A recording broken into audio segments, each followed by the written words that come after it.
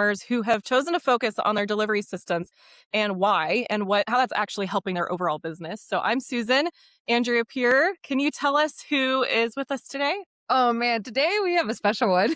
So today is Josh Forti. So you might have heard of Josh Forti. He is a major influencer out in social. He has taken the world by storm with his Golden Mic method, which Susan and I are actively a part of. He is one of our mentors. But even better than all of that, at least better in our world, is what he's actually doing in delivery system. I can't wait to dive into it today. Hello, Josh. Welcome. Thank you so much for making time for us. Well, hello. That was quite the intro. And I'm very excited because not often is it that I get to talk about backend and delivery systems. Everybody always wants to know about, front end and how to sell stuff, which I love. But also, your life gets so much better when you do delivery systems well. And so I'm excited to geek out. Yeah. Yes. Well, and I'd love to learn when that pivotal moment was for you, Josh, because from my perspective, you are like top 5 in terms of being able to sell, being able to move the needle, being able to move hearts and minds, being able to get people into buying momentum. You are really gifted on that front. And yet you have chosen and you have adamantly expressed in the clarity that you do that these delivery systems are a game changer for you. And when did that shift? When was that moment for you? Yeah. I would say it was in the building of the current business. So about 2.5 years ago, July, yeah, about 2.5 years ago, I had realized that I was in a season of transition, right? And I kind of looked back and I'm like, man, why is it that I always get to a point in my business where there is a ceiling? And the ceiling is seemingly self imposed in the sense of there was just chaos. And there was I could not scale due to backend. And right. It wasn't even due to the amount of leads we had or like our ability to sell. Reputation is something that I think it should be important to everyone. It's definitely very important to me. I grew up with my mom having that verse in my head of like a good name is rather to be had than great riches, right? And so fulfilling and actually delivering on what you sell is obviously part of having a good reputation. And so, but I kind of sat down and realized up until that point, I had built businesses from the outside in, Mm, meaning loud, loud, loud in the marketplace, noise, following the method of sell it, then build it.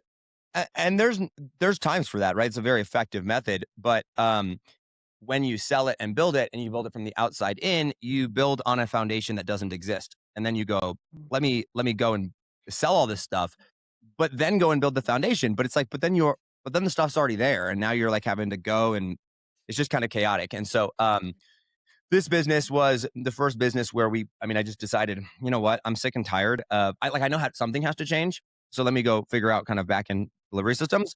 And then I just realized, oh, it's not even back end delivery systems. It's literally reimagining the way that a business is built.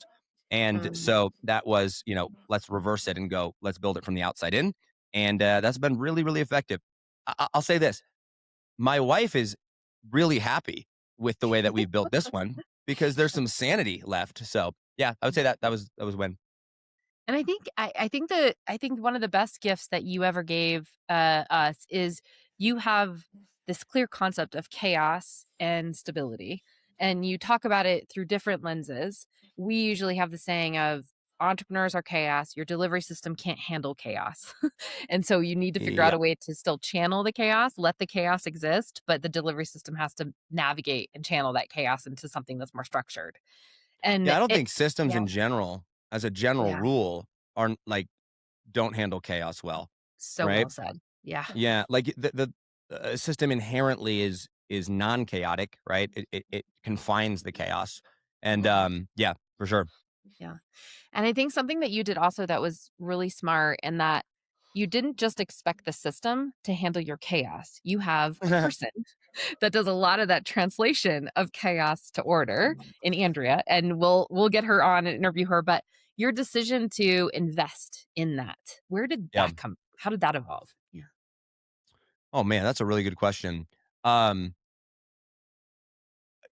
team has been such an interesting part of my journey in that I don't come from a team background. I mean, I was homeschooled. So, my no sense of team there. I mean, like my siblings, but it's a little different, right? And then I never had a traditional job. I didn't play sports.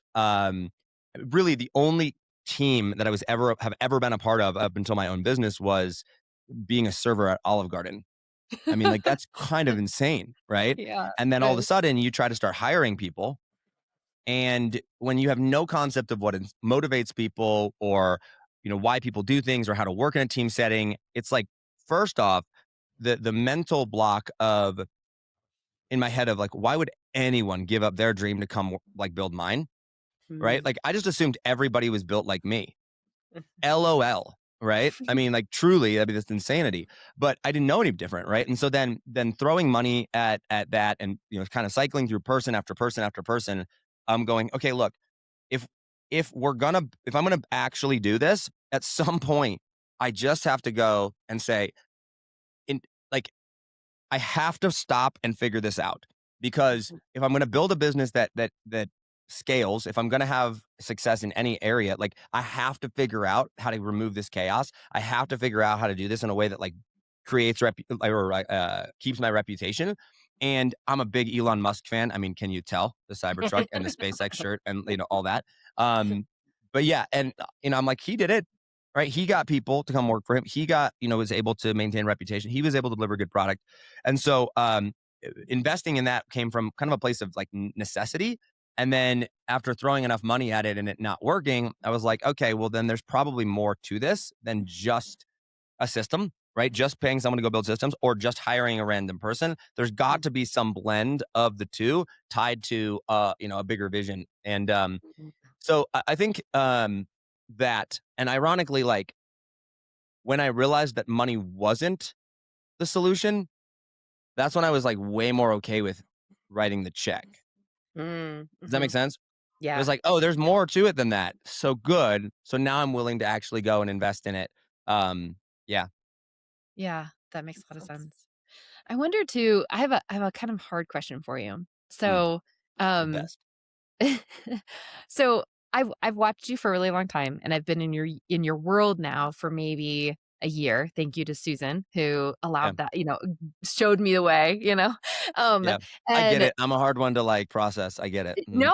no, but I think what I've learned about you is that you care deeply. You really Mm, do. yeah. You hold space, you are present, you are very focused, like you care deeply. Especially in like one-on-one, you've helped Susan and I immensely because of that presence and intentionality.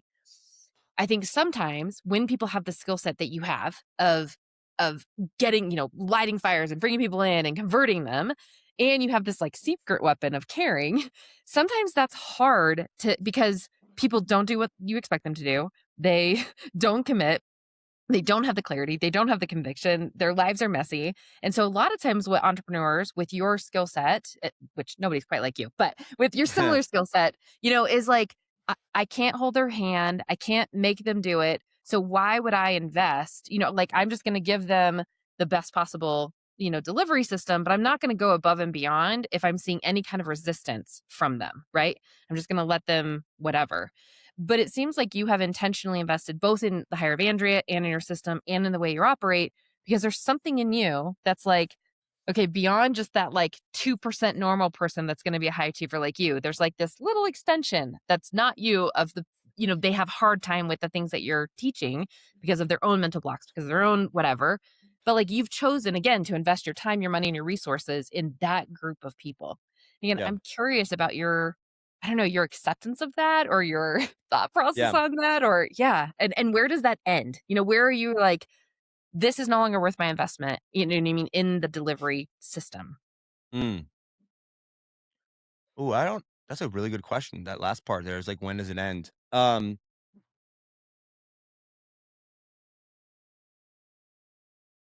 I would ask the question to any entrepreneur that is like, maybe does have a skill set of sales and is like, I don't want to go above and beyond, or, they're hesitant to invest.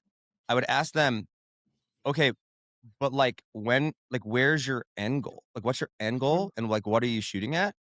Because, um, I'm obviously a huge Elon fan, and I would study his the way that he built businesses, particularly Tesla. And so I got my first Tesla and I fell in love. Like I was like, oh my gosh, this is like the most insane car ever. And I loved it so much that I bullied. It's now 4. It was 3, but as of recently, it's now 4. I've basically bullied 4 of my friends into buying Teslas, and because they're so incredible. And then I mean, just incredible cars. And now I have a Cybertruck, which is my next one. And my wife was always wanted a Range Rover, and after driving this for a while, she's like, I think I actually just want a Cybertruck, right? I mean, that's a pretty wild statement, right? And I'm like, okay, if you gave me the option of canceling my payment, but you were going to take away my Tesla, I would pay double to keep it. Like I love it that much. And I'm like, that is an exceptional experience. Like that is an exceptional client. Like, how do I model that?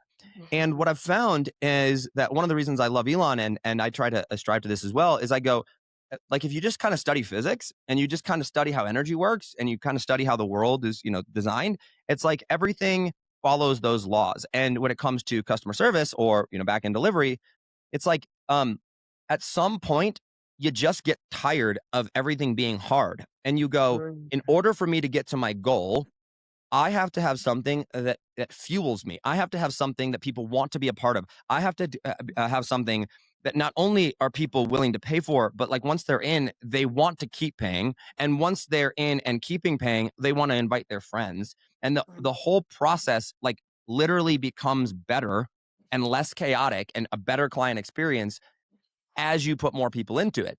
And I believe that that's absolutely possible. But if your focus is cash, if your focus is simply how do I make the most amount of money possible, then by default we go, well, why would I invest in something when the person's already given me money? And I'm like, well, yeah, but like, because they're an energy source and you need energy for your business to grow. And like when you already did the work, like, and so for me, I just got sick and tired of selling people and then delivering something that was, good, and then having to go out and get more people in when I've already sold them on it. But at the same time, I'm like, I didn't want to keep selling those people because I'm like, I wasn't really sure if they got a good experience or not. I'm like, what if I just built something that actually was awesome? Like that actually aligned with where it was that I wanted to go. And so, I think the single biggest shift was pointing my life and business at something and going, okay, there's a goal and a mission that is bigger than me, that requires, like, is impossible to get there by myself, right? Meaning it needs more energy than what I can go and put out, right? And so I'm like, cool, where does that energy come from? And it's like, well, clients bring energy, right? Cash is energy, so they bring that. So if we create something that's just exceptional, then everything just would become easier. And that bet played off tremendously. And so that. And then when it comes to people, so I think that's the first part to answer your Yeah. question. Okay. Yeah. Does that answer? Oh, it's beautiful. Yeah, Yeah. it's Okay. perfect. Yeah, so good. I think there is a part 2 to that though, because you can build a really great product like a software or a program or something that doesn't require you to have to talk to people. You can build something that with coaching and stuff does great, but you could outsource it. And I'm not naturally someone that loves people or like that, that cares about people, like being patient and all that. Like I grew up kind of like people are obstacles that are in my way of getting to my goal. So please give me what I want and get out of my way because I have goals, right? Yeah.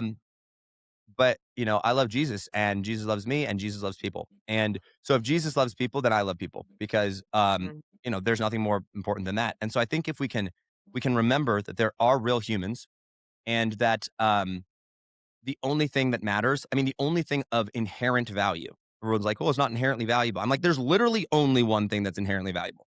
Literally only one. And it is humans. Why? Because God said so, right? Like, I'm like, okay, so if we can remember that, then so far in my life, and I've made some pretty good bets and that have paid off, but so far in my life, there has not been an asymmetrical, better return on investment, if you will, than just caring about people and understanding how people work and aligning incentives and like actually just sitting down and taking the time to care and knowing that you might not see the immediate benefit of that, but over time it compounds unlike anything I've ever seen. Mm. Hopefully that wasn't too technical, but there's your answer. No, that was really well said. I mean, so if I were to translate it, it's more of like there kind of is no limit as long as you see the person as a person and they're continuing to show up trying, you can be there in that space with them. And Yeah. the Good. energy part of it too, right? Yeah. Like energy, if Yeah. and I love how you put that, Josh, because um, changing your mind shift around customers are bringing energy into my business. It's not just monetarily either. And it's not just you putting energy into your business, but when you have the right thing and people are loving it and they're actually getting something out of it, they are also feeding energy into your business in other ways than money.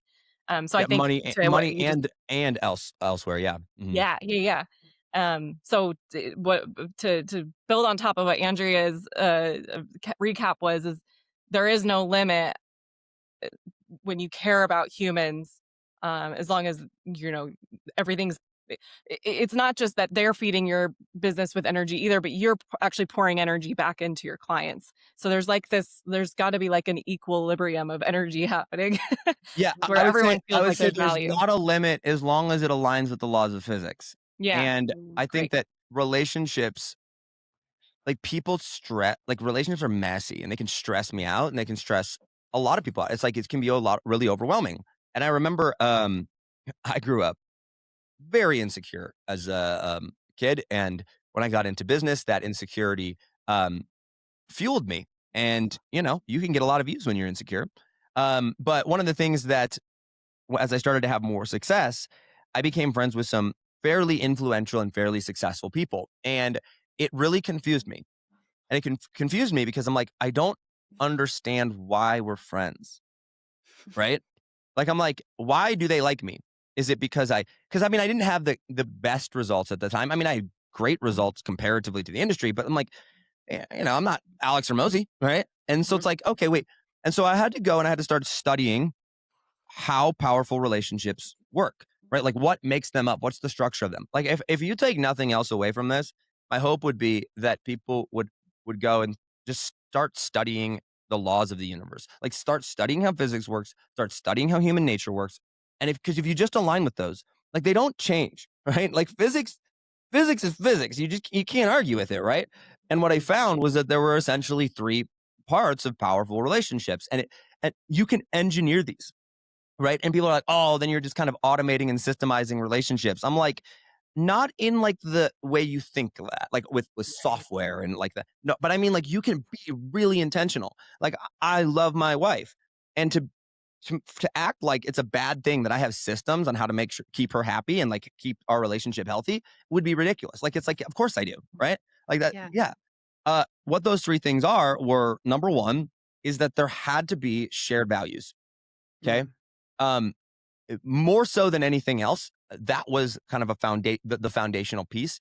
The more shared values you have, the deeper the relationship can be, but you have to have at least one shared value. So, if I value family, and you value family, great. Or I value entrepreneurship, you value. If I value freedom, you value freedom. Like there you go, right? Number two is that both parties there had to be like mutual benefit, right? Meaning both parties had to get better because of that relationship. And this was like a really interesting thing to me because I was like, oh, not one party, right? Because if one party gets better and the other doesn't, that's abuse, right? Mhm. I'm like, that seems like an extreme word, but that's literally what it is. And Yeah. so when I would look at the relationships that I have with people, I'm like, well, how am I getting better? How are they getting better? Okay, cool. How do I strengthen that? How do we align those things? And so, if I paid Dan Henry $100,000, right? It's like, did he get his life get better? Yeah. All right. Like I gave him 100 grand. It's actually more than that. But yeah, did my life get better? Yes, it did. He delivered on his end. And what I learned from that was well worth the investment. Like that's mutual benefit. Okay. The moment that stops, where one party starts winning and the other party does not over an extended period of time, it falls apart. And then the Mm. third was, and this is my my favorite example of them, but it's trust, or what I like to call it, like consistency over time. Meaning the relationship happens when I know I can count on you and I know that what you say you're going to do, you're going to do. My favorite is kind of funny, but like is my favorite example is Kanye West and Adidas. right? Like when they partnered originally, they had shared values, right? It's like, cool, we both value, money and business and making a statement, yada yada yada. Okay, cool. And then it's like, all right, mutual benefit. Well, yeah, the brand grows, they sell shoes, Kanye gets, his endorsements, his money, his brand grows, all that, amazing. Everything's going great. But then Kanye comes out and is like, I love Hitler. And it's like, well, I mean, you can't do that. And all of a sudden, that consistency was no longer there. Like that trust broke, and therefore the relationship fell apart. And if like you can engineer those three things into your back end, then I like to say I go to bed without any anxiety. Right. And it's like, I know my clients are happy. Why? Not because I've talked to every single one of them, because that's impossible. Okay. I know my clients are happy because I just engineered those three things into my back end, and I made sure that there were systems in place and that, team in place to get feedback loops, to manage those and to look at those things. And it changed my life. And I'll tell you, there's not like to this day, every time I get a Stripe notification, oh, here's 10 grand or 20 grand. I'm like, it never gets old, right?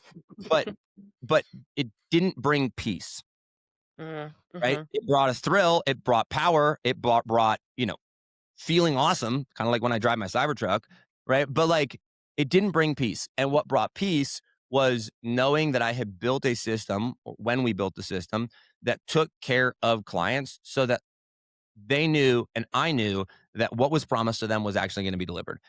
Yeah. Yeah, I love that. And okay, so I have one last question, and then we'll go to Yeah. promotion and wrap up. So, in those three, where would I observe you with the people who are in your Golden Knight program? Is I think again because you're so charismatic, because you're so clear, because of what you offer, it would be really easy to create codependency on you. Really easy. Of like, Josh, just tell me what to do. And I'm not going to name any names, but I know like certain people right now I can think of off the top of my mind, right, where it's like they are doing something really similar to you, right? And but you never once, and I haven't quite figured out your like how you do this, but never have I seen it created as a codependency where they're just gonna do whatever you tell them to do, you know what I mean? And just like kind of become like a groupie, you know what I mean? Instead of like an autonomous agent that is of equal relationship with you and going forward. Like, is that intentional or is that just your natural talent of Uh, not allowing that to happen? yes, Andrea, my natural talent of dealing with people patiently, kindly, and lovingly. LOL. Um, there's intentionality behind it, yes, but it's certainly Okay. not, my natural gift. I actually think it's pretty simple.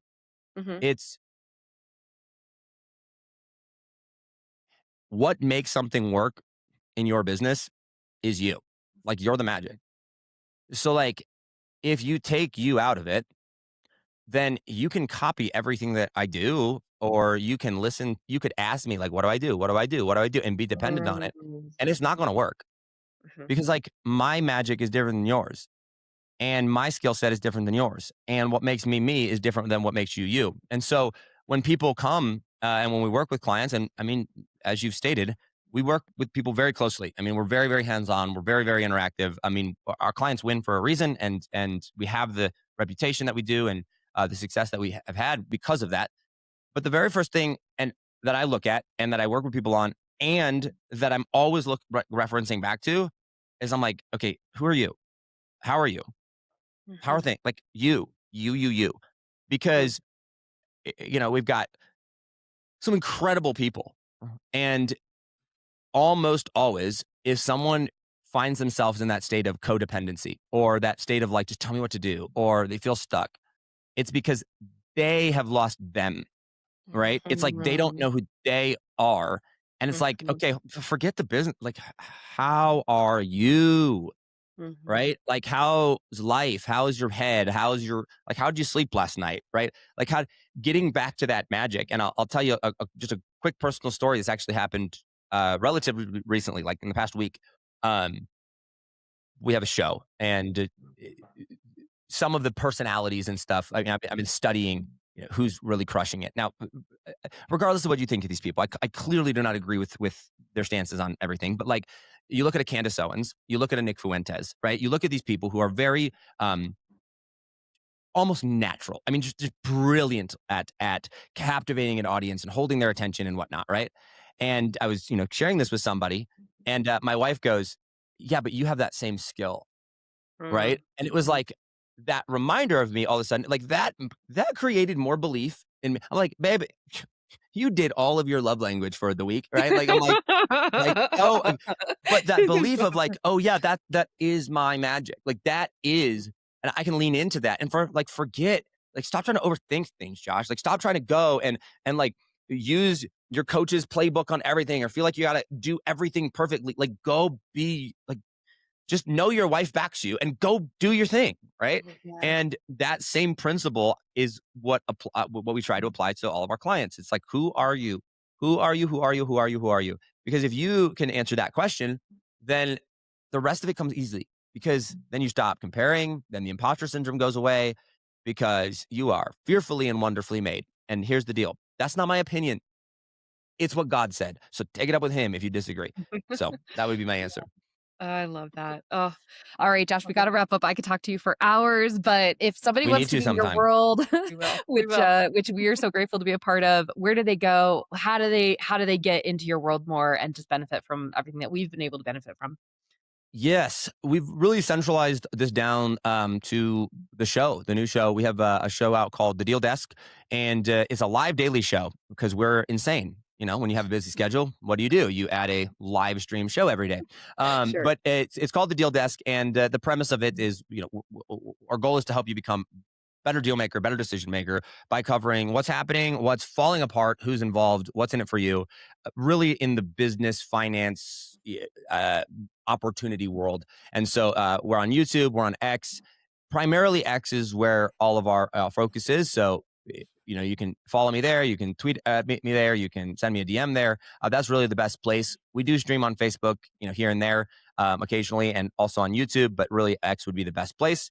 And all of our profiles and, websites and stuff will be linked there. So go check out The Deal Desk. It's fun. It's a good time. Like we're kind of finding a really good groove there, and we try to make it entertaining. So That's awesome. It's I been love awesome. it. Oh, and come to an event. We have events, like lots of Yes. events, so many Yes. events. Yes. We 9, can I think, attest. this year. Those Oh my events are gosh. amazing. Yeah. Reach out to any one of us and we'll tell you about Josh's events. Yeah. They're kind of nuts. I mean, honestly, they're kind of insane. They're Like game changers. They're They game really you are. just kind of, I don't even know what happens. It's like I just show up and then I blink and then 3 days goes by and I'm like, that was cool. And everyone's like, ah, but yeah, it's pretty great. Awesome. Well, thanks for making the time for us today, Josh. We will have you on our podcast and we will Yes. talk longer. We will talk about Tesla and Bitcoin and Jesus. That's It's all the the things that best. you love. Really It's the appreciate you best. being here. Yes. Thank you so much for having me. Thank you, Josh.